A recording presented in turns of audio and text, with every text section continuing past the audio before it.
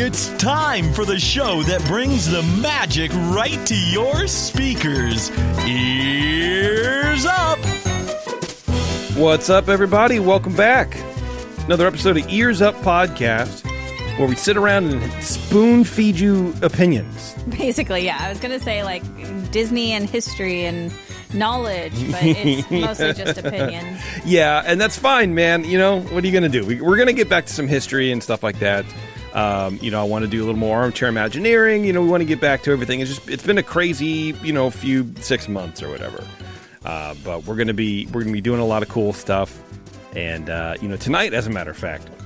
So I've talked on this show several times in the last 8 months that I'm doing a piece, Pyramid the Eye of the Ears, right, on for Patreon only. And it's like... I can't wait. Yeah, it's kind of a deep dive, conspiracy theory kind of thing. And there's a lot of conspiracies surrounding the Walt Disney Company and Walt, specifically. Like his cryogenic head? Yes, right. Something like that. Like the first one was on whether or not Fantasia was really made by the government for the MK Ultra project to brainwash children, like that kind of stuff, right? It is kind of brainwashy, if I'm honest. I guess, yeah. So this one, the one I was going to do is on Walt and the Nazis, because everyone goes, oh, Walt's an anti-Semite, and Walt was colluding with the Nazis. Like, they kind of take that kind of stuff and go that route. They go, and Walt was a secret Nazi. Okay. So I did all this research, I recorded it, and then I kind of just didn't really like it, so I ignored it for like 4 months. Then I'm like, you know what I'm going to do? I'm going to get back on that horse. I'm okay with where it's at. I'm going to release it. I'm going to finish editing it. I'm going to release it. So I pull it up. The middle is gone. I did had the intro and like the last, 15 minutes. And that was it. The whole entire show is just done. So I said, did you forget to record it? No, I did it and I edited it. It was in my editing program. Oh. So I'm like, okay, whatever. So I just re-recorded it, added some stuff. This is great. I don't know what's going on, but I like it. I'm okay with it. So I said, you know what I need to do? This is last week. I need to finish this. I need to finish this recording. I need to get this out. So I'm going to sit down and finish editing it. I got to figure out where I was. So I pull up the session in the editor program. Can't find it. The file's gone. Have no idea where it is. All my music is gone. I have no idea where that is too. So I'm like, you know what? Okay, I refuse to sit here and re-record it and do editing and all that kind of stuff because clearly the universe does not want me to actually record this and do like a pre-produced segment. I can't do it. Yeah. So my plan is to do it like just kind of live, like a live presentation like we've done before. But I had some really funky music. I don't know. I'm playing with that kind of stuff. So I'll do that eventually. But what I'm going to do here for today is take a portion of that and of that segment of that show, and then read it here and just present it as a segment here. So it's basically when Walt and his brother Roy went to Germany, did like a European vacation in like the mid 30s, I think. Okay. There's a lot of controversy around why they really went, the secret reasons why they went. It's an interesting time of history to go there. Yeah. So that's what I'm going to be talking about. Erik just came back from Disneyland. From today, right? The Disneyland Resort. Yes. Yeah. Welcome, Erik, to the Disneyland Resort and Spa. That's what they said when I walked in. That's right. And you're like, who are you? And like, I don't know. I am on a mixture of chemicals. So we're going to be talking a little bit to Erik about his trip. I have some questions about the parks, how they are now, that kind of stuff. But Erik went on a fact-finding mission, and we're going to be speaking a little bit about hotels and a little bit about, just kind of what the vibe in April is. What's going on there? That's the month. And what we can expect. We got a little bit of news, probably, depending on how long the show goes. And then, of course, we have the secret show as well. So if you're a Patreon supporter, you can flip over to Patreon and get that link and be ready for us at 9:30. So there you go. Anyway, excited about the show. Sounds good. Woo. Yeah, I think so too. Erik, what's up, man? Hey. Let's just jump right into your thing, man. I'm tired of doing like our show plugs and stuff like that. I don't know. Okay, yeah. Nobody listens to those other shows yeah. that we have. Well, not even show plug. I guess just, go to the website. It's new. Leave a voicemail. It's cool. All kind of Go to Etsy. It's there for you. Lots of people asked about my churro shirt, so hopefully that gets nice 1 or 2 more sales. I don't know. That'd be great. So how was the trip, man? What's you went down for work for concierge, correct? Yes. All right. It was a corporate retreat to Disneyland. Like, I was thinking about this actually today, how somehow Erik found a way to work while at Disneyland. And I think that's pretty great. Yeah, sure, man. Yeah. And I assume it was like a kind of like a free trip because it was for work. I mean, you don't have to say, but like... They paid for your ticket. They paid for your ticket, right? Who's they? Oh, concierge. Concierge. No. Oh, no. Well, that's all right then. Okay. No. It's all right. Yeah, we got some goodies down there and we had some good experiences, but... Good. It's a bonding experience, and I'm sure Michael bought you dinner. Unfortunately, Michael wasn't with. What? Although we did have a breakfast at the Plaza Inn all together. Oh, that's Michael nice. was the only person on the entire team who didn't show up, but he's got some stuff going on. It's fine. We forgive him. Okay, well that's fair. He was in Disney World with his other team, with the team he likes better. Yeah. Right. The cool team. Yeah. Neat, man. So how long were you there for? We were there. Most of us came down Sunday. A few people came down earlier or later. And our main experience was Monday and Tuesday. We went through Disneyland mostly on Monday and DCA on Tuesday. And a few people shot up to Universal on Wednesday. Gotta do it. I ended up sitting that one out. I really regret not going, but... Had you ever been to Universal? I've never been to Universal Hollywood, so I was really looking forward to it. Why'd you sit it out? Yeah. Because after 2 days of walking, it was more physical activity than I have had in months since the surgery. That's fair, yeah. And Tuesday night, I went, I can't do it. And I woke up at 5 a.m. because we're trying to get there at like the early hours for Super Nintendo Land. Okay, and, right. So we bought. It was like an extra $20 to get into that, and everybody was ready for it. And we'd have to leave at 6 a.m. And my body wasn't having it. I said, I'm sorry, I'm calling it off. And I went back to sleep for 3 more hours. Oof. So you had tickets. You were ready to go. You wanted to go. You just couldn't do it. I wanted to go. And even with the money pressure behind it, like, I don't think I should be going up there. Smart. Well, I think that's very smart. I have a quick question, though. Yeah. If you went with the concierge team, who booked all your stuff? I mean, who are you going to text? Are you texting the person next to you? Like, can you give me a reservation at Carthay, please? There was a lot of stuff going back and forth. Yeah, we had a lot of planning going into it. So a lot of the reservations we had is like the big team stuff, like Plaza Inn, that was already done. We had dinner at Cafe Orleans that was ready. We had 2 separate tables of 6 and 7, and then we did Trattoria, Wine Country Trattoria the next night, and all that was set up beforehand. So that was our fearless leader and a few other folks on the team who were involved in that. Sounds fun. Fearless leader meaning our newer fearless leader, Lindsay. Okay. And Bryn, Michelle. We had a lot of people who were pulling a lot of weight for this trip. All right, that sounds cool, man. Yeah, that sounds great. So my question to you is: we've talked on the show a few times, mainly Jeremy. He sort of goes on record saying that he thinks that the influx of people to the parks is, like post lockdown. What did he call it? Like revenge travel or something like that? Revenge vacationing. Yeah. How do you think? I never really bought it. I'm just like, well, I mean, I guess sort of, but I don't think it's a conscious thing. People are just excited to get out, and then it's Disneyland, so whatever. But what do you think that the park levels are like? Because you've been a few times in the past couple years, right? Mm-hmm. What about this time compared to last time? Tell me what the park levels are like. Is it wall-to-wall people still? Is it dying out a little bit? Is it a ghost town? Should we move in? What's up? It definitely wasn't wall-to-wall people. The last time I went was in December, like mid-December. So we were ramping up toward Christmas. It was, you expect it to be busy then anyway. Yeah. This time was anything but busy. Tuesday was the last day of Food and Wine, so it was hard to get into DCA. Okay. And when you say hard to get into, what does that mean? It means that the day before, you could still get a park reservation to Disneyland, but not DCA. Okay. Got it. Yeah. And the days leading up to it. It was pretty full, but not crazy. Even at the peak of the day when everybody's walking around, there were just a few choke points. You know, that part of where like Buena Vista Street passes Avengers Campus, which you haven't seen, and then passes Cars Land, and there are all the kiosks along there, like the main entrance to that area. Yeah.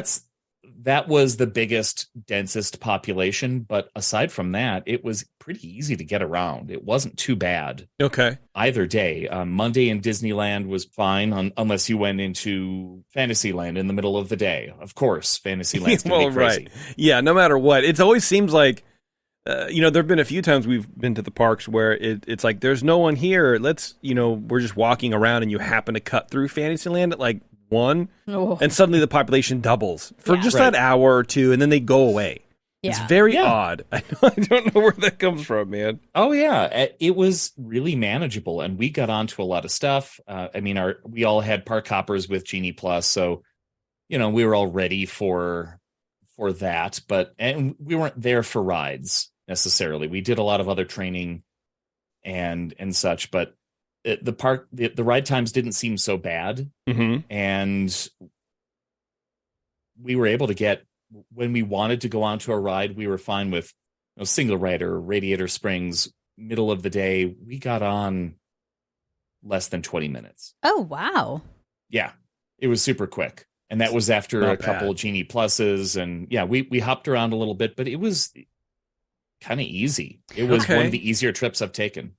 Like ever, because I'm curious about how it compares, I guess, to like pre-COVID, pre-lockdown. Like when there were some days that were kind of, I don't know, did it feel more like that? I don't know that I started going to Disneyland in 2016. Oh, that's true. So it was already picking up by then. 2019, every time I went was nuts. Okay. Every day was nuts.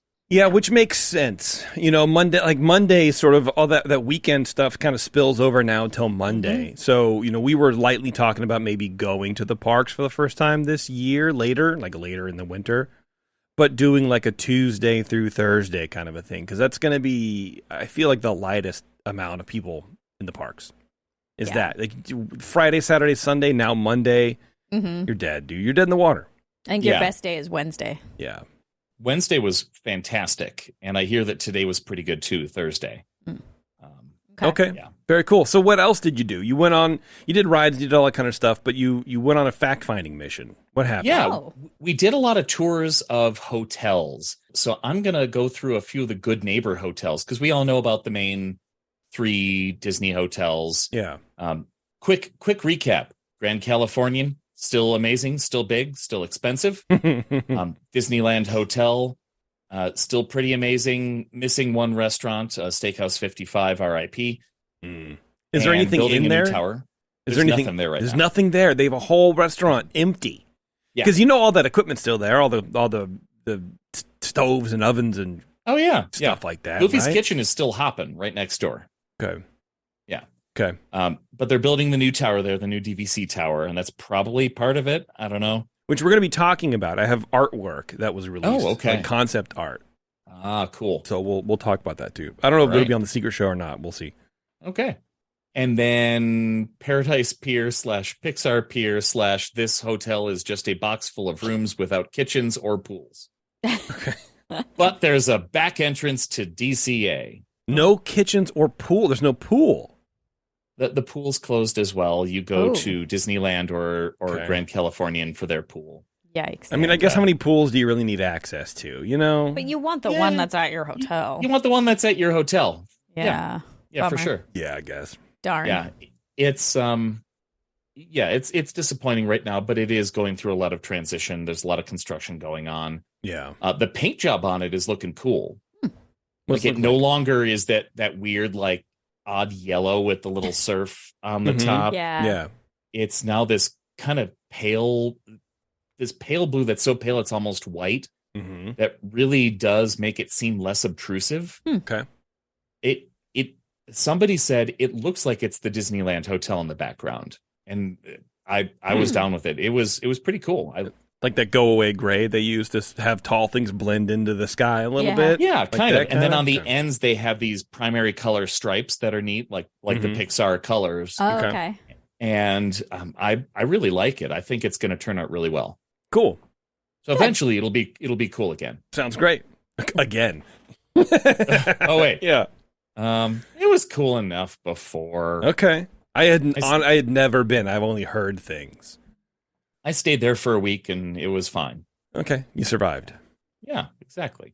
So I'd like to go through some of the good neighbor hotels. Yeah, that's something we've never really hit on. So yeah, let's talk about that. We'll start with the hotel that we stayed at this time, which is the Howard Johnson Anaheim. All right. It's kind of an iconic hotel outside of the parks. It's Yeah. been there for quite some time, and they've done major renovations recently to lean into that retro aesthetic. In fact, I think their theme now, or their like slogan now, is retro family fun. Okay. Hey, man, they figured it out. Oh yeah, they've figured it out because the shape of the hotel is so mid-mod. It's so mid-century. It's got all these little bumps and weird like seashell looking things. Okay. I don't know if I like the. I appreciate that they're self-aware, but retro family, like working into your tagline, I think is a little too self-aware for me. I don't know. It seems a little. I don't know. It's pretty self-aware, Pointed. but they did put in a giant suite that was designed by Shag. Yeah. Wow. Did you stay there? Did you see it? Are you going to go I there? did not see it. I did not stay there, so Damn. we'll have to rely on the YouTube videos Okay. for that one. But All right. I mean, even in the lobby of the hotel, they have limited edition Shag art. Wow. Like they had, I think, 8 prints that were all like number 15 out of 100. Okay. Really cool custom stuff. I suppose semi-custom. There were 100 of them. Well, yeah. I mean, you know. In the rooms, they had interesting, like Mickey Mouse art that wasn't just a standard, hey, it's Mickey. And then they had another Shag print in there in my room, it was of the Columbia and people in sharp dress walking along the rivers of America. And it's not amazing. Nothing's gonna completely blow your socks off, but it was comfortable furniture. The colors were interesting and cool. The carpet was cool. They had interesting furniture in the room. I mean, I stayed in a double queen that had a couch with a table and then these 2 little like stools, like not carpeted, plush stools that you could pull out from underneath the TV and put there. So you could have had multiple people over, and they had desk space. So it was Sounds good. a pretty big room. Everything was very clean, very nice. I hear some of the rooms haven't been renovated yet and they're not quite as nice, Okay. but it was a lot of fun and it was affordable, and it's really, really close. It sounds like it. The Park View rooms, you can see the Matterhorn. Right. You Okay. can see the monorail rolling by. Do me a favor. Remind me what the good neighbor thing means. Oh, yeah. Good neighbor hotels are those hotels that are around the Disneyland area where Disney has partnered with them and adds them to a list if they meet certain criteria. Mm-hmm. If they offer a similar level of cleanliness that meets Disney standards, if they offer amenities and services that meet Disney standards. That's kind of it. Like they want you to feel like you're not staying in, as our friend Dan Shaw would put it. I'm sorry. Uh-oh. Uh-oh. Now everyone's going to know. Oh. Dan, our friend Dan would put it. Sorry, Dan. I'm not editing that out, Dan. He's not on any shows. He's just our friend. Right. A murder clown hotel. Jeez. It's more than just we put a picture of Mickey on the wall. Like these places are clean. They're friendly. It's well kept, and it's close to the parks. And Disney has the right to come by and inspect them randomly, and they do. Jeez. And dude. if you don't pass, you're not on the list anymore. And if you are on the list, then Disney can list you along your hotel, along with all these other Good Neighbor hotels on their main site. So you can book most of these rooms through the Good Neighbor program, and they're promoting through Disneyland.disney.go.com that I love simple URLs. Right. And I see, because I've always thought that you see good neighbor and you're like, I'm good. I'm overpaying for this. It's a designation. I'm overpaying for it. I'm not going to do it. But it sounds like it should be what you gravitate towards, because Disney's known for that level of cleanliness in their parks and their hotels, and I'm sure it's spilling over to the good neighbors. Right. Exactly. It's a level of service that you would hope to see around the area, and it's kind of that part of that pushback to say we can't own everything around this resort, but we can tell people this one's better than that one. Okay. So, right. and the Hojo is just down Harbor Boulevard, just a little ways north. Like I said, it's directly across from the Matterhorn. If you're on that side of the hotel, you can see it. Okay. And they've got suites, they got regular rooms. It's great. I had a great time there. Cool. Bopping around the hotel. Sir, are you staying here? No, I'm just really enjoying the aesthetic. Yeah. No, I like it here. So that the retro cool suite, it's $19.57 a stay, and it's a 2-night stay. Oh, a minimum 2-night stay. I don't even think it's minimum. That's a savings. I think it's only 2. I think you get 2 nights. $1,950, like $1,900. Yeah. So like $1,000 a night. So it's like $1,000 a night. Yeah. Nothing is worth that. Well, nothing. Absolutely nothing. There are hotels worth that. I don't think I would pay that. There are hotels worth $1,000 a night. Not in my book. Some. Yeah. No. Like what? Name one. Aulani. That's worth $1,000 a night? Sweet. Sure. If I had that kind Room's of money, 12. I absolutely would spend $1,000 a night on a room. Yes, but I think that when you have that kind of money, the things don't have any worth anymore anyways. So I think, in my mind, the question is moot. Like, for us, $1,000 to sleep in a room that you're only going to be there for while you're sleeping, and then you're out doing something, and For Disneyland, I wouldn't spend that. But, like in a tropical paradise, I might save up for something like that, because you spend more time in the room. At a tropical paradise, you're going to spend time in the room? Take naps. No, man. Hang out. Nope. If you have a nice balcony or give me a up to nice the ocean, Motel 6. please, I'm ready for it. Your back cannot handle Motel 6 anymore. Yeah, I don't know. I've seen the grand suite at Aulani, and that's probably $1,000 a night. I mean, if you're there with 12 people. Yeah, then it's cheap. Everybody give me $20. Yeah. That's not enough. Give me more. You just rotate who's sleeping on the floor. Math. Yeah. Okay, so right. the Hojo. Let's do the Hojo. We did it. Good times. Okay. Next door is a fairly new hotel, the Courtyard by Marriott Anaheim. This hotel is pretty great. We had a tour of this one. I mean, standard hotel amenities, fitness center, pool. They've got a giant like splash pad swimming pool area that looks like a lot of fun. Okay. They keep the pool heated and everything. See, there you go. You got to keep the pool heated, man. Mm-hmm. We've stayed there before, yeah. Yeah, if you don't have a heated pool, I'm gone. I'm out of there. The rooms were big. We went into a double king. Was it a double king? No, it was a double queen with a bunk bed. Oh, wow. And there was double floor queen space. with a bunk bed. That's made for a family. And 2 showers. Wow, that's dude. Yeah. What would that room cost you? What would that run you, do you think? Oh, I don't. You didn't. I'm not prepared for that. Here, let's check availability on rooms. Oh, no, it's fine. You don't got to go through it. If it's a whole thing, it's a whole thing. I don't want to Yeah, waste time filling time. That's okay. I just thought maybe you would know off the top of your head. That's all. No, you know what? They didn't bring that up on the tour, ironically. But it was really nice. It's like I said, it's a fairly new hotel.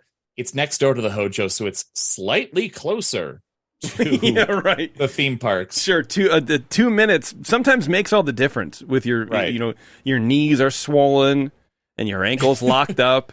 You're dragging that foot behind you. It's true. Yeah. And there's a Mimi's Cafe in the parking lot. Well, there you go. Well, that's weird, but yeah. You'd think they would have a restaurant instead of just setting up in the parking lot like that. You can order stuff to it, I guess, but I mean, it was. That was a joke. It was very nice. A little bit. I'm sure it's a little bit more than the Hojo, just because it's a little bit newer instead of like renovated. Sure, but a very nice option, very close by. If we head a little further down Harbor and then head across Disney Way, So head further east. There's a hotel that I have also stayed at, the Suncoast Park Hotel Anaheim.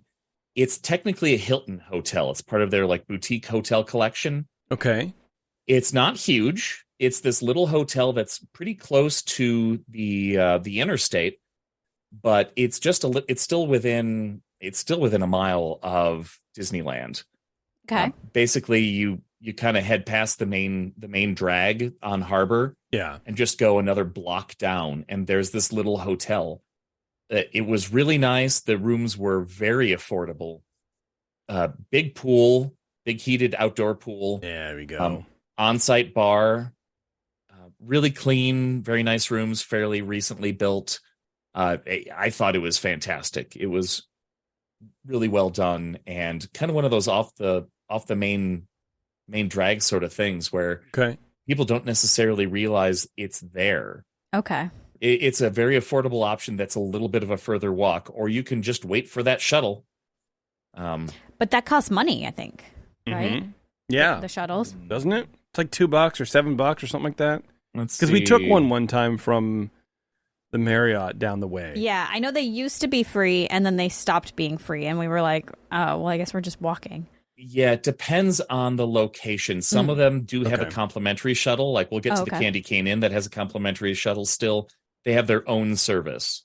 Okay. But Cool. yeah, I'm not seeing a complimentary shuttle because I just walked. It's not that much further. That's fine. But a You fun mean- little option. Yeah, you guys didn't take a car. You had to walk this whole way. Man, I don't know about that. We had a few locals that drove cars. But who wants to drive from the Hojo completely to the opposite end of the resort and Okay, then yeah. take a tram after spending $30 on a parking space? That's true. That's true. Uh, All right, what else you got? Okay. There is also further down Harbor, past the main entrance, past Disney Way, is the Anaheim Hotel, which is another classic hotel in the area that's been refurbished recently. This one is more of a motel, but it's old enough that they had called that's before they really called them motels. It's a hotel. We had another tour of this location. The cool thing here, great little bar in the front area. It's another retro aesthetic sort of place, and it's kind of a clean new take on retro, so it's not really in your face, but you could tell the colors and some of the design aesthetic is there. Okay. Cool. They've got a pizza place next door that does breakfast, and after breakfast is done, they switch over to pizzas, and they have pizzas late. Hmm. Ooh, that's always nice. Yeah. Yes. And yeah, they've got these rooms. If you're on one of the exterior rooms, they've got a massive patio, Ooh. like the type of patio and deck that you would have on an apartment building. Oh, Okay, I see. Yeah. Okay. Like it extends like 12 feet out from the area. It goes That's where I across would the wanna entire be. room. Yeah, that And sounds it's great. fenced. Yeah. It's great. There's seating. There's a flagstone area. There's a little bit of greenery and plant life. Oh, Plant life geez. everywhere in this hotel. It's great, and it's almost finished with its renovations. They've been working on it for a while. Big pool, giant pool. The tour guide said that it was the hotel manager said it was the largest pool in the Anaheim area, Ooh. and it's a pretty big pool. And they do movies by the pool during the summer and everything. If you're staying on one of the interior rooms, you don't get a patio, but you do get a room large enough to hold 2 king-sized beds. Ooh. wow. What's Yeah. the name of this hotel again? The Anaheim Hotel. The Anaheim Hotel. Okay. Wow. Yes. It's been there since the 60s, clearly, and they've done a great job of renovating this. Wow. Um, See, when I hear about old hotels renovating and still being cheap, it just makes me think of all the other hotels that are wildly overpriced. It sort of highlights the price increases, mhm. for the area. Yeah. I don't know. No, it's apparently still very affordable. It's right next to, you remember where Tony Roma's is? Sure. Oh, yeah. Yeah, it's like down past the CVS a little bit before that Marriott, before the convention center parking, I think, or something like that. Maybe I'm No. confusing. This is maybe there's another Tony Roma's. If you leave the main, if you leave the Harbor Boulevard gates of Disneyland, Yes. you take a right. Right. It's like a block away on the far side of the street. So the block other side away. of Harbor. Okay. It's close. All right. It's really close. All right. And to me, that's like 3 blocks away, but that's fine. That's fine. It's fine. It's fine. Maybe it's a few blocks. I don't know the area that well, but still, Sure. really walkable, very close. Yeah. And yeah, nice. Cool. Okay. I love it. That sounds cool. Yeah. Heading further down Harbor, there is the Candy Cane Inn, which has been around for also quite a long time. At least 40 years, Taryn. At least that long. Probably. I hear that. I'm guessing there's a joke in there somewhere. I don't know. Yes, Oh. we revealed. I think it was maybe on a secret show. Maybe that's why nobody knows. But that's where Taryn's parents rented a room and created a Taryn in one of the rooms. And they have the receipt for the hotel, Yes. the room, and so they know the room number. Okay, I do remember that. Yeah. Yeah. So Oh it's gosh, a very Well, special, magical hotel. That's right. Yes. Yeah. it has also been very extensively renovated in the last couple of years. It was down for a long time and just recently reopened. It's still a very small boutique hotel. It's kind of on the not pricey even side, 200 right? rooms. Yeah. Yeah, it's a little more expensive. Because we've looked at staying there a couple times before, and it's like, oh, that's a lot of money. Mm-hmm. Yeah. But I mean, the grounds look fantastic. It's a cute hotel. It looks like the coolest. Every time we walked by it, we'd be like, man, this is a cool looking hotel. Yeah. Yeah, it's you think Candy Cane Hotel, and then you think that it's going to be like one of those actual candy canes, and it's going to be all chintzy and or like weird. one of those hotels you see on movies about Vegas. Yeah. Right. Yeah, with like a heart-shaped bed or something like that, which Oh, yeah. actually would make me probably want to stay there even more. Yeah. They do have a complimentary shuttle. They have complimentary breakfast. They've got fitness center. I mean, one of the downsides to the Hojo is it doesn't have a fitness center. If you're into fitness, as Jimmy was very into fitness and said, they don't have a fitness center here. And I said, I don't care right now. Who is working out when they go to Disneyland? Like that in and of I itself like to is go a for workout. a run. Oh, wow. Yeah, I used to go for a run all the way around the resort, which is about a 5K. No, I don't want to do that. Yeah. You're walking all day already, man. Yeah, you're getting enough exercise. Yeah. I used to be in shape, you know? What can I say? But yes, still that complimentary shuttle. That's not drops being you in off right shape, Eric. by That's the gate. just bragging.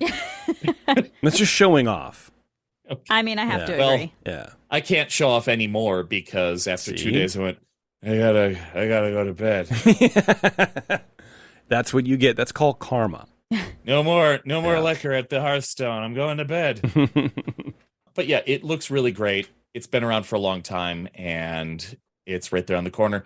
You keep going a little bit further and then head down Catella. There you Gosh, go. I was blanking. Head down Catella past the big CVS on the corner of Catella and Harbor. Yes. There is a large Marriott that it's a Courtyard by Marriott where we stayed on one of our Supreme Resort Supreme Cons last year. Yeah, last year. And it's massive. It's very nice. They've got a great restaurant. They've got a little marketplace that's open all day. The pools looked great. They've got a little bar in the lobby, of course. The rooms were huge. I stayed in a studio that was still 2 rooms. Jimmy and one of our other co-hosts stayed in a very large 2-bedroom suite where we recorded a whole podcast there. We had multiple people over and had a living room Wow. to record a podcast in. Sounds great to me. Fantastic. It maybe not the best park views, I suppose, but it very comfortable, very nice, very new. Tons of stuff nearby and not a very long walk. You know, I'm okay with not having park views. Yeah. You know, it's like as cool as the park is at night, the park view that you get isn't great. No, and It's the back, especially on that side. It's the backside of Cars Land. It's scaffolding. You're looking at Guardians Tower. Yeah, which from is the wrong angle. cool. Right, exactly. If you want park view, it's going to be high and on the Tomorrowland side, where the Hojo is. Yeah. But do you want higher than that? You know what I mean? Or at the Disneyland Hotel or the Grand Californian. That's where you go if park views really matter. But otherwise, I just don't care about it. It's not a selling point for me. I would rather comfy room with, that's it, I guess. Yeah. I don't know. A good bed. Yeah. Yeah, if you're going to be a little bit further away, and most people really hit the parks hard, I understand. I get it. That's not me. I like to go back to the hotel room for a little while, but that's I don't know. You think, just the way I approach the parks. Yeah. Yeah, when we go with Alice, I think we're gonna carve out the middle part of the day to go back to the hotel room and eat and nap, I guess, or just kind of hang out super or whatever. Into pools yeah. by then, right? Yeah. Well, I mean, I don't know. Pools. It'll be November-ish, so. Well, then the heated We'll pools. Kids love heated pools, don't they? And so do Jason's. Yeah. Yeah. There we go. That was my quick tour of the Good Neighbor resorts. There are tons more. Love it. If you look at the website, they're all rated by how far they are away from the resort. Okay. And that's kind of a good indicator. I know Bev talked about this on multiple episodes. How far do you want to walk? Yeah. Right. If it's going to hurt you to get to the parks, you're going to pay a lot less. Yeah. Right. I mean, But part of me sometimes thinks about just parking at Disney, like you get a hotel 3 miles away and just driving. Yeah. yeah, I don't know. I mean, it's like it depends on your cost to mile ratio. Yeah. right. If that's the case, then yeah, why not drive a few miles and pay $30 for the day? Right. Totally. Yeah. But then is that worth it? Anyway, thanks, Eric. That was You're great. welcome. We're going to take a break. We're going to come back and we're going to talk a little bit of 1930s history with Walt and Roy, hanging out in Germany, hanging out in Europe. What were they doing? Were they embracing their secret Nazi, whatever? No. So we'll find out after this. Hang on, everyone. Don't go anywhere. It's Ears Up. We'll be right back. And now, back to the show that ignites your dream wish of imaginations and magical color wonderment of forever. Ears Up. All right. Thanks for sticking around, everybody. You're welcome. Yeah, specifically to you. I'm a flight risk. Yeah. I'm tired. Speaking of being tired of flight risks or something like that, summer is right around the corner, but if you're in the Bay Area, it feels like it hit 2 days ago because it is blistering outside. It's here. But our friends at the 21st Amendment are celebrating the return of the warmer days with their popular and everyone's favorite seasonal beer, Hell or High Watermelon Wheat.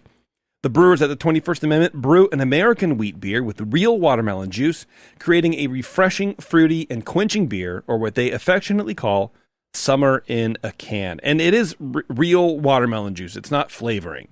And I remember when Sully was working on this recipe before it was like a nationwide hit, he was adamant about it.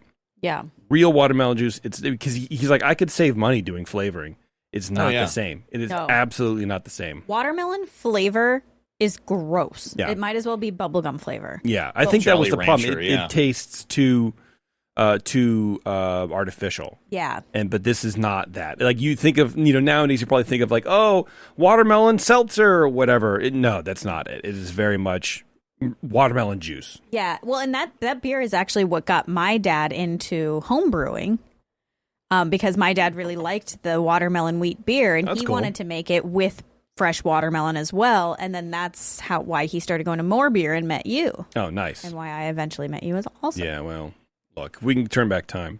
Hell or High Watermelon Wheat will make any weekend barbecue or beach time activity that much better. When visiting the California Bay, be sure and stop in at the 21st Amendment's San Francisco Brew Pub at 563 2nd Street, just 2 blocks from where baseball is played. It's the Giants Park, by the way.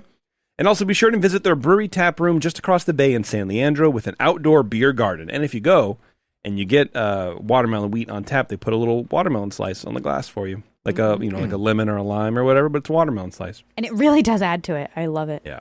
All right, let's go on vacation with the Disneys. What do you think? I think I would like to do that. More Disneys. So this is my Walt and the Nazis, Pyramid of the Eye of the Ears. The first part of this, I sort of spend setting up what Europe and what Hollywood was like in the 30s. Okay. We're just before World War II, a couple years here and there. And even in the 20s, the film industry started to be very controlled by Hitler and the Nazi party and then the German government and all that kind of stuff. And Germany was a lifeline to American filmmakers because they were buying so much. The theaters in Germany were showing more American films than Europe combined. Wow. So it was a really big thing. And then everything sort of, went downhill, and a lot of film companies pulled out. So there were only really 2 or 3 big film companies left because they already had the infrastructure. Okay. So they wanted to try really hard to get films into Germany. That's where they had to go. And you sort of run into this thing online where it's like, well, that proves that Walt was in with the Nazis because he was doing business with them. But on the surface, you can take that comment, write it in a forum online, and be like, oh, yeah, dude, for sure, Walt. Yeah, absolutely. But it makes sense, I guess. But if you look at the broader spectrum of things, everybody was trying to get into bed with Germany to get films back in, to get films approved. So what was happening was the German film board was basically just, banning films, just saying you can't come in. This is, or better yet, they were providing cuts. So they would have the representatives over here go to the big film firms, watch their movies, go on set, read their scripts, and say, this comes out, this doesn't really portray Germans in the proper way, or, more importantly, this portrays the Jewish people in a positive light, and we don't want this. So cut this out, or your film won't be shown in Germany. And they did it. MGM did it. Okay. Paramount did it, right? I don't think Walt ever went that far because his works weren't really that polarizing. The famous one was All Quiet on the Western Front, which I think was in 1930. It was like banned from Germany until the guy made cuts, and he did, and it was shown in Germany again. And it was like, whatever. And that sort of led everything. So interesting. Yeah, Hollywood at the time not great. Was not great. No, it was not great. It was very odd. It's shaking hands with the devil right there. Right, exactly. So what are you going to do? You make a buck, or are you going to stand on principle? In my opinion, I know what I would do. But anyway, so I go through all of that, like why the Germans really didn't like Mickey Mouse in the first place. Lenny Riefenstahl coming over and getting a tour of the studios, just all this kind of stuff. So for me, I think it's super, super interesting, but maybe not to everyone. But part of all that, so you have all that set up. Hollywood was a pain in the ass for Walt, but we talked about the studios being taken over by the government for World War II as Pearl Harbor hit, and we did all that. It's the same kind of thing. If Pearl Harbor didn't happen, the studios probably wouldn't be around. They probably would have gone bankrupt. Okay, he almost went bankrupt several times in his career, and this would have been one of them. So. Right about now, they're heading over to Europe. Roy thought Walt needed a vacation. Some people said he had a nervous breakdown. Walt? Yeah. Oh. Because he just had so much pressure. Because he was trying to do groundbreaking things. He knew what he wanted to do, but he couldn't do it. He couldn't afford it. It was bankrupting his company. Okay. Oh, yeah, because it's the 30s. Yeah. So they took a break. Okay, so this segment of that show is called The Disneys Do Europe. Okay. In the summer of 1935, in the middle of working on Snow White, Walt and Roy Disney embarked on a 2-month European grand tour. Imagine 2 months in Europe. I think it's a perfect amount of time. When we go to Europe, it'll be for 2 months. For 2 months? Yeah. I don't think so. Yeah, absolutely. I can't imagine making 2 months of mortgage payment and also being in Europe. Yeah, well, we'll figure it out. Along with their wives. Walt was a notorious workaholic, which is the main reason Roy had talked him into the European trip in the first place. Walt had already suffered what was then called a nervous breakdown in 1931, and Roy wanted to prevent another one. But both men knew that a good percentage of their time in Europe would be more than just a pleasure trip. The Disney organization already had offices and distribution rights in Europe. Mickey Mouse and Disney were very well known and popular in Europe, and at the time, despite the off-again, on-again relationship Germany had with Mickey Mouse. And besides the tourism, the Disney brothers had people to see and things to do, and, more importantly, books to buy. As Dieter Guess writes in his book about the trip, quote, the impact of Walt and Roy Disney's 1935 European adventure would be felt in multiple ways over the following 3 decades, in the movies Walt produced, in the artists he hired, and in the ideas he used in the design of Disneyland. While in Munich, they attended a screening of Disney shorts and attended a convention of the Reichsfilmkammer, which is the German film regulatory board. Okay. The Reichsfilmkammer. And then supposedly were flown to Berlin to meet with representatives of the government. Now, I say supposedly, no records of this meeting have survived if they existed at all. So we don't really know who Walt met with or why, or even if it's true. Joseph Goebbels, who was a notorious note-taker, didn't mention the meeting in his diary, so it's unlikely he or Hitler met with Disney. So that's part of people point to online where it's like, well, Walt flew to Berlin to meet with people. And so, you know, who are you going to meet with? You're going to meet with Hitler. He went to meet with Hitler. He meant to meet with Joseph Goebbels, you know what I mean? Who was like the propaganda minister in the Nazi party. Right. Yeah. Before they really got, Before they really got figured out what was going on. Yeah. I mean, yeah, for sure. I was going to say before they got bad, but they were. Yeah, right. No, they've been bad since the 20s, man. Yeah. And so, you know, we don't even know it happened. There's no record of this actually happening, but, you know, that's what people are going to say. Okay. So Goebbels wasn't a notorious note taker. He took notes on what he gave out for Christmas presents every year. Oh my goodness. So we have Actually, a record. I do that too. We have a record of what he gave to Hitler, Christmas presents. And one of the Christmas presents, I forget which year, was 18 Disney films. Okay. So it's like, if this happened, it would have for sure been taken down somewhere in anybody's notes, you right? would think. Yeah. But this is another rumor that has lived on via the internet, and you know, it sort of points to Walt's supposed political leanings, even though we know he didn't really have any. He was a patriot. He loved the U.S., but you can love the U.S. and be apolitical, I suppose. You know what I mean? You don't have to be affiliated with a political party to love the country. You know, it's just, that's okay. Yeah. Anyway. As they drove through Upper Bavaria, and they came close to the Neuschwanstein Castle. I know I'm butchering that, and I don't care. Oh, I know. I know what that one is. Oh, I know. Which would later serve as the model for the castle at Disneyland. I knew that.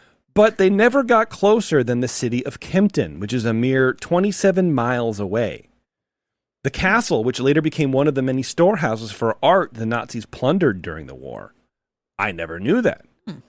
So apparently... the Nazis had a bunch of stash houses throughout the country, and so they would take all these plunderings and just, you know, put them here, put them there, put them wherever, right? Instead of one central, you know, area.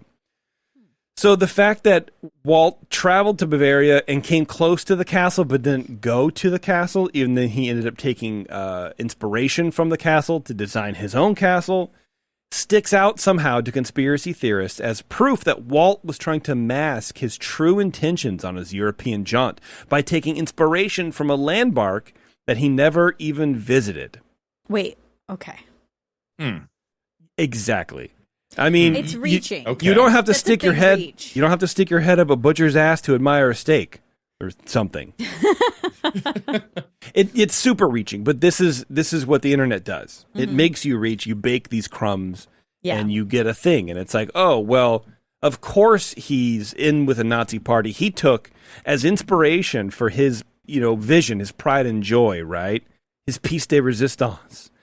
The inspiration was this basically Nazi landmark.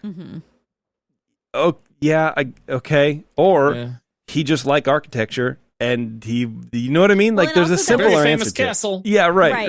And it was also 20 years later. So it's not like he went back and sketched it and was like, yep, there it is. And this is why, yeah, it's very weird, man. But, you know, like I said, that's what the internet does to you. It makes you weird.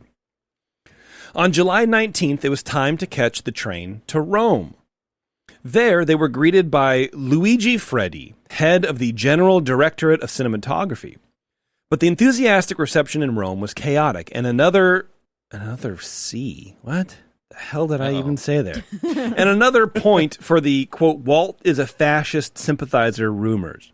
Now, many people link this trip to Rome with Walt not only meeting the Pope, but having dinner with none other than Benito Mussolini. Supposedly Walt met with Mussolini, who was only months away from invading Ethiopia at the time and starting what is now referred to as the Abyssinian War, committing countless atrocities on the African people. In Rome, they were treated well, but there was no meeting with the Pope and none with Mussolini. The Disneys did see St. Peter's Cathedral, and they did have lunch with Mussolini's wife, son, and 2 daughters at Via Torlini. But the Pope was not even in Rome at the time. And so people will link this with, they had dinner with Mussolini. He wasn't mentioned, but his family was there, so he must have been there. And then Mussolini and Hitler were part of the Axis of Evil or whatever. So this is another fork in the road. This is another proving point. But did Disney did he actually have dinner with the family of Mussolini? Yes. It's a little weird. It's a little weird. Yeah. And so every good conspiracy theory has a little factoid in it that is like, that is weird. Mm-hmm. And you kind of draw it out. Well, I mean, famous people come to town, and the family of the ruling class, yeah. Right. Say, I want to have dinner with Walt Disney. Hook it up. Come on, husband. Mm. Yeah. And, at the time, I think Walt's just trying to hustle anybody for a buck. And how do we know that he wasn't there? How do we know he was there? Well, Mussolini, right? Yeah, I thought that you said that he. It was his family. I don't know. These are well researched. Okay. So, I don't know. We don't know. We don't know, but we can assume, right? Okay. So as far as ties with Mussolini and Hitler, those two at the time had a very poor relationship, and the Germans even supplied arms to Ethiopia in order to help repel the Italian invasion.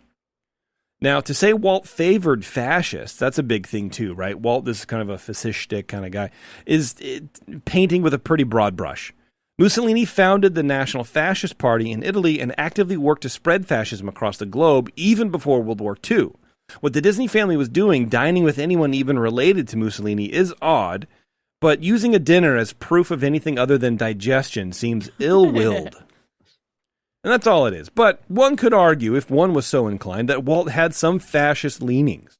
When Walt began working on Disney World, one of the more lofty dreams he had was that of the utopian concept called the Experimental Prototype Community of Tomorrow, or Epcot, which is not the theme park we know today, of course, with its hideous barges, which are no more. This is when I wrote this, huh? Wow, it's been a while. Long ago. Overexposed IP placement and large swaths of unshaded concrete. But it was to be a city of the future, not unlike the fascist model of government employed by Italy or Germany in the 30s. A place where slums would not be allowed to develop. It would include a prototype municipality, an airport, an industrial park.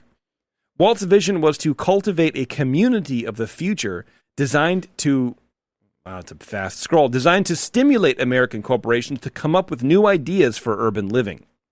It was to be a place where unions would be prohibited, democracy non-existent, and social security merely a laughable notion. The concept is now gaining tangible influence in privately gated communities guarded by their own security forces. You're talking like an HOA or something, right? Walt Disney himself said about the project, quote, "There will be no landowners and therefore no voting control. People will rent houses instead of buying them and at modest rental prices. There will be no retirees. Everyone must be employed." So, okay. Yeah, sure. But I wouldn't call Walt fascist by any means, Fascist states... Yeah, go ahead. No, I was just musing, like, we'll get more into this late. We've talked about it before. We'll talk about it again. Yeah. For sure, is his deep, deep mistrust of anyone related to unions. Yes. Yeah, he did Organized not labor like that. bad. Yeah, absolutely. Most businesses feel that way. Yeah. He's not alone. No. Especially large businesses. Well, and Epcot, the original plan for Epcot is far closer to communism than it is to fascism. No, well, communism is like basically the workers own the method of production, and this is like you don't own anything, you just work, which I think is more fascist than not. You have no choice, you have no say in anything, you just work. And the corporation reaps the benefits. Interesting. That's not how I viewed it. So that's an interesting take. Yeah. Fascist states of the 1930s and 40s utilized this communal approach to nationalizing land, resources, and labor to benefit the nation-state as well as the despots who controlled them rather than the citizens. Or they would benefit certain citizens over others. Now, these practices created an anti-democratic police state and societies in which the people were expected to labor diligently and give back to the state institution. Instead of using National Socialism, Disney wanted to utilize his prominent and unregulated role in bloated American capitalism to gain more power over land and people. That's what, people are saying, basically. I don't know. I think it's a little weird, but at least that's one way to interpret it, right? Now, you could draw parallels between Epcot and most form of government rule. It doesn't make Walt a fascist, right? I think that term is used a bit too often on the internet these days, especially, and it's more of a conversation stop than like a leveled accusation. I think it's more of something that people just say, Walt is a fascist, and that's kind of it, because those people don't want to talk about anything, right? Nothing about Walt seems fascistic. Controlling? Sure, yeah, right. But on the same level as Mussolini? Nah, I don't, come on now. Throughout their European trip, Walt was hard at work, diving into bookshops and looting the fairy tale mines of Europe. Walt brought back or shipped a total of 335 books that he had purchased during his vacation. Yeah. Of those, almost half were bought at bookstores in Germany. Many of the books bought elsewhere, and there's a total, 90 in France, 81 in England, 15 in Italy. Who kept track of this stuff? It's so weird. I'm sure he had his assistant, or everyone they're writing. All they got to do is write stuff. I know, but where do people find this? It's weird. Yeah, I don't know. Also had to do with German topics: fables, fairy tales, Wagnerian operas, and illustrations by noted European artists. All 335 books were archived by Helen Josephine de Force, whom Walt had hired as the very first Disney librarian in anticipation of his plan to use the European trip to fortify the Disney library. Wow. So he's like, I'm going to go on this trip. I'm going to buy all this junk. Helen, get in here. Figure this out while I ship you books. Yeah, exactly. Cool. Overall, the trip was lucrative for Disney. Besides all the copyright-free fairy tales, the Disney studios turned many German-language novels into animated and live-action films. Bambi, Emil and the Detectives, The Parent Trap, The Shaggy Dog, and Swiss Family Robinson were all based on books by Austrian, Swiss, and German authors, most of whom received little or nothing for the rights. I mean, look, dude, they're copyright free. What are you going to do? Yeah, I suppose. Yeah. Hey, nobody owns this, but here's the last person to translate this. I'll give you a couple bucks. No, man. Yeah, no. By the way, this is very interesting. All right, well, that's good. We're winding up. With the modern invention of the internet, social media, and gotcha comments for clout, these rumors of these rumors of Walt being a Nazi or a fascist or both persist. It's far easier to repeat an accusation online rather than engage in a beneficial discourse. Don't like the Disney company? By all means, go off. But calling Walt a Nazi sympathizer or an anti-Semite because you don't like Disney World or something the CEO says, well, that's just dumb. There are countless reasons to dislike the Walt Disney Company. In fact, you can point to the suppression of the native Uyghur people in China and make that run parallel with Disney's desire to do business in Germany in the 30s, despite the wide reporting of the atrocities to the people there. I mean, they actively had concentration camps pre-World War II, but Walt was still trying to do business there. So, what are you going to do, right?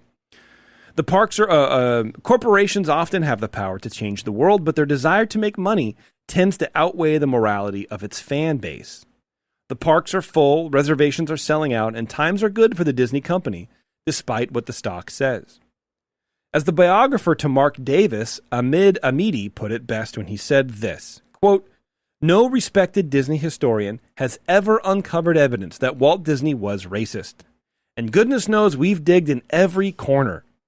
There is evidence that Walt uttered politically incorrect remarks in a less sensitive era and long before the concept of political correctness ever existed.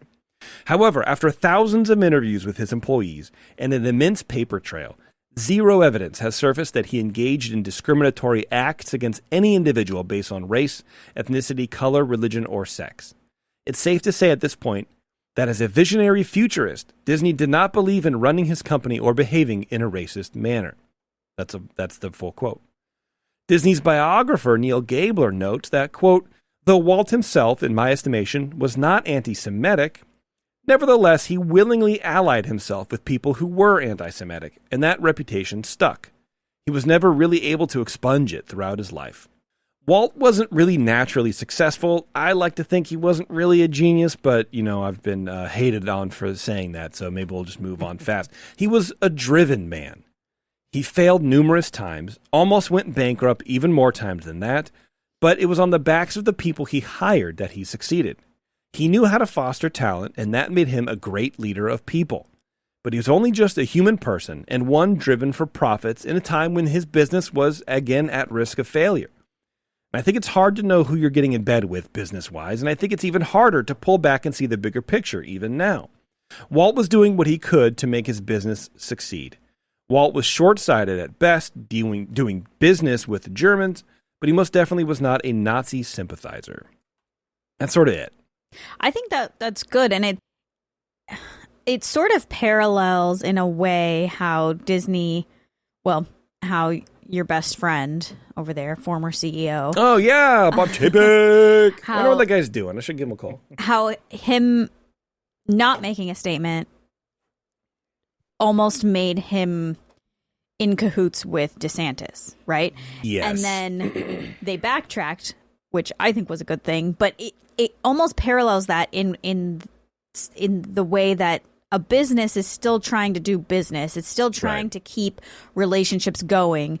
And then sometimes you go, oh, that's not the person I want to do business with. Yeah, it's very much, they sort of stay out of politics. I mean, they donate to political parties and, everybody does. And, questionable, candidates, whatever.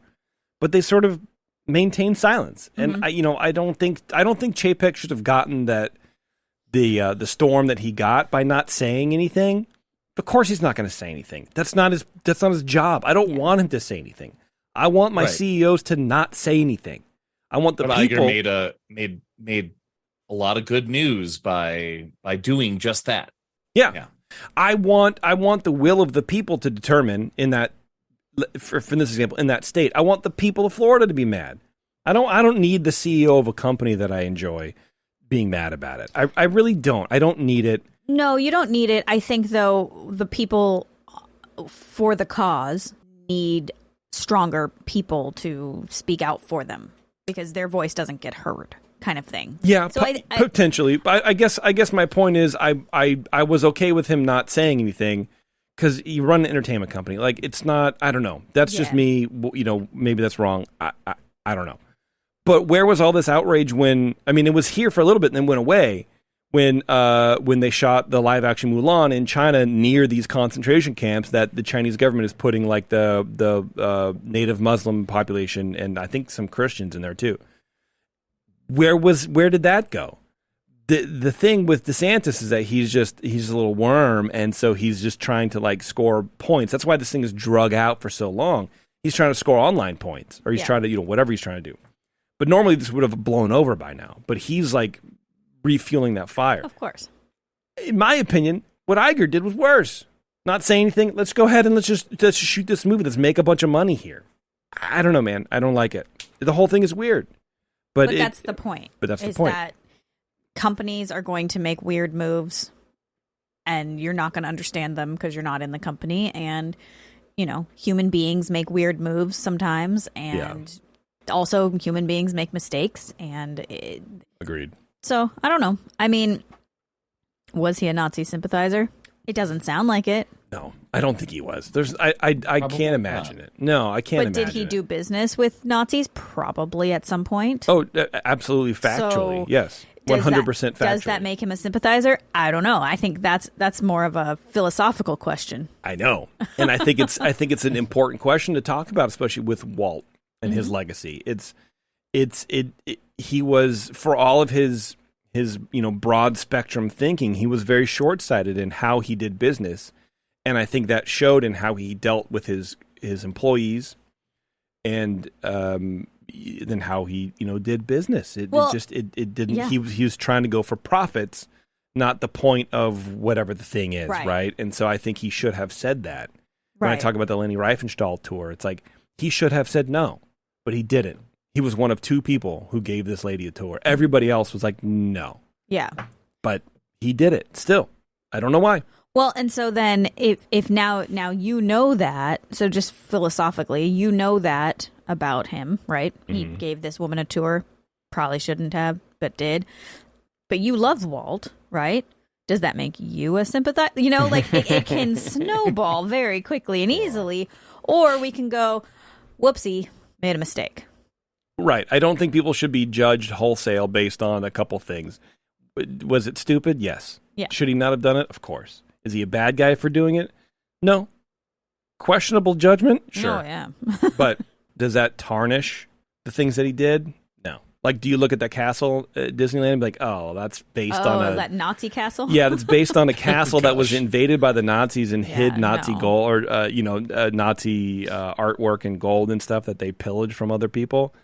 No. Or do you just think about Kim Irvine? I try not to. I was going to do news, but we don't have time. No, we're good. Yeah, we're going to take a break and get the drink, come back to the Secret Show. So All right. you going, real quick though, are you Yes. going to do this whole thing, the whole Yes, story? I'm going to do the whole story. I will do it. I'll do it live. I'll just record it, whatever, and I'll probably do it with maybe RGH or anybody else who wants to sit in and give feedback, and we can discuss stuff.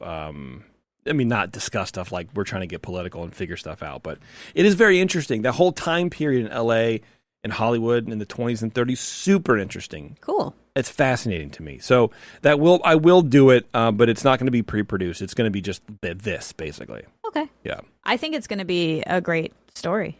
Okay, good. Well, that's good. Yeah. Let's see what else. I know there's probably something I should be talking about, but I don't really know what it is. Go to the website earsup-podcast.com. Leave us a voicemail if you want to.